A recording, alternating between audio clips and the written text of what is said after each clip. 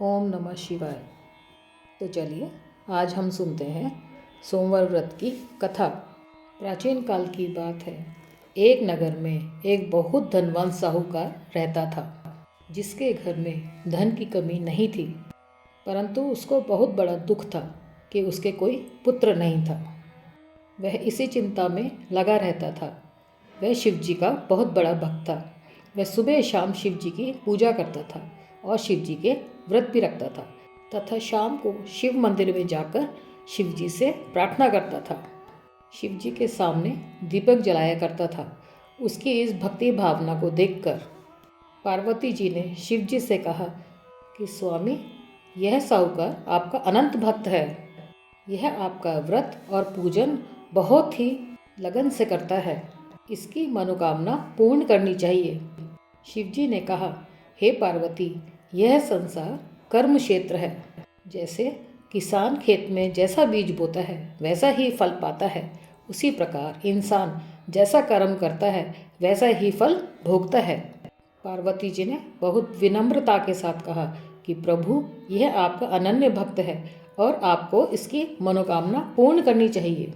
आप सदैव अपने भक्तों पर दयालु होते हैं और उनके दुखों को दूर करते हैं। अगर आप ऐसा नहीं करेंगे तो मनुष्य आपकी सेवा और पूजा क्यों करेंगे? पार्वती जी का ऐसा आग्रह देख शिव जी कहने लगे, हे पार्वती, इसके कोई पुत्र नहीं है। इसी चिंता में यह बहुत दुखी रहता है। इसके भाग्य में पुत्र न होने पर भी मैं इसको पुत्र प्राप्ति का वर देता हूँ, परंतु यह पुत्र केवल 12 वर्ष तक ही जीवित रहेगा। इसके पश्चात वह मृत्यु को प्राप्त हो जाएगा। इससे अधिक मैं और इसके लिए कुछ नहीं कर सकता। यह सब बातें साहूकार सुन रहा था। इससे ना तो उसको कोई दुख हुआ, ना उसको कोई खुशी हुई। वह पहले जैसा ही शिवजी महाराज का व्रत और पूजन करता रहा। कुछ काल बीत जाने पर साहूकार की स्त्री गर्भवती हुई और 10वें महीने में उसने एक सुंदर पुत्र को जन्म दिया। साहूकार के घर में बहुत खुशी मनाई गई, परंतु साहूकार ने उसकी 12 वर्ष जानकर ज़्यादा प्रसन्नता प्रकट नहीं की और ना ही किसी को इसका भेद बताया। जब वह बालक 11 वर्ष का हो गया तब उसकी माता ने उसके पिता से उसके विवाह के बारे में कहा। तब साहूकार ने कहा कि मैं इसका विवाह अभी नहीं करूँगा, अपने पुत्र को मैं काशी पढ़ने भेजूँगा। तब उसने बालक के मामा को बुलाया और खूब सा धन दे करके कहा कि तुम मेरे बालक को काशी जी पढ़ने ले जाओ और रास्ते में जिस स्थान पर भी जाओ वहाँ हवन यज्ञ और ब्राह्मणों को भोजन कराते हुए जाओ। वह मामा भांजा दोनों यज्ञ करते, पूजा करते और ब्राह्मणों को भोजन कराते हुए जा रहे थे। रास्ते में एक शहर पड़ा। उस शहर में राजा की कन्या का विवाह हो रहा था। दूसरे राजा का लड़का जो विवाह कराने आया था वह एक आंख से काना था। लड़के के माता पिता बहुत परेशान थे कि कहीं लड़की वालों को उनके बेटे की सच्चाई के बारे में ना पता चल जाए। इस प्रकार जब उसने साहूकार के अति सुंदर बेटे को देखा तो उसने एक मन में विचार किया कि दूल्हे का सारा काम इस लड़के से कराया जाए।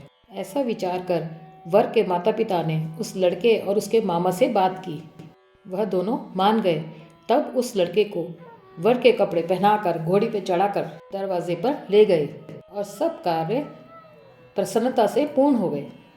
तब वर के पिता ने सोचा कि विवाह के सारे कार्य इससे करे जाए तो क्या फर्क पड़ता है। तब उसने लड़के और उसके मामा से कहा कि अगर आप जयमाला का, फेरों का सारा काम करवा दें तो आपकी बड़ी कृपा होगी और इसके बदले में मैं आपको बहुत कुछ धन दूंगा। तब उन्होंने स्वीकार कर लिया और विवाह कार्य भी बहुत अच्छी तरह से संपन्न हो गया। परंतु जिस समय लड़का जाने लगा, परंतु जाने से पहले लड़के ने राजकुमारी के चुनरी के पल्ले पर लिख दिया कि तुम्हारा विवाह तो मेरे साथ हुआ है, परंतु जिस राजकुमार के साथ तुम्हें भेजेंगे वह एक आंख से काना है और मैं काशी जी पढ़ने जा रहा हूँ। लड़के के जाने के बाद जब राजकुमारी ने अपनी चुनरी पर ऐसा लिखा देखा तो उसने राजकुमार के साथ जाने से मना कर दिया और कहा कि वह मेरा पति नहीं है। मेरा विवाह इसके साथ नहीं हुआ है। मेरा विवाह जिसके साथ हुआ है वह तो काशी जी पढ़ने गया है। राजकुमारी के माता पिता ने अपनी कन्या को विदा नहीं किया और बारात वापस चली गई। उधर सेठ का लड़का और उसका मामा काशी जी पहुंच गए। वहां जाकर उन्होंने यज्ञ करना और लड़के ने पढ़ना शुरू कर दिया। जब लड़की की आयु 12 वर्ष की हो गई उस दिन उन्होंने यज्ञ रचा रखा था। उस दिन लड़के ने कहा कि मामा जी आज मेरी तबीयत थोड़ी ठीक नहीं है। तब मामा ने कहा कि अंदर जाओ और सो जाओ। लड़का अंदर गया और जाके सो गया और थोड़ी ही देर में उसके प्राण निकल गए। जब उसके मामा ने आके देखा कि वह मुर्दा पड़ा है, उसको बड़ा दुख हुआ। उसने सोचा कि अगर मैं अभी रोना पीटना मचा दूंगा तो यज्ञ का कार्य बीच में ही रुक जाएगा। अतः उसने यज्ञ जल्दी से संपन्न कराकर ब्राह्मणों को विदा कर रोना पीटना करना शुरू कर दिया। संयोगवश शिव पार्वती जी भी उसी तरफ से जा रहे थे। पार्वती जी ने शिव जी से कहा कि महाराज शायद कोई दुखिया रो रहा है, उसके कष्ट को दूर कीजिए।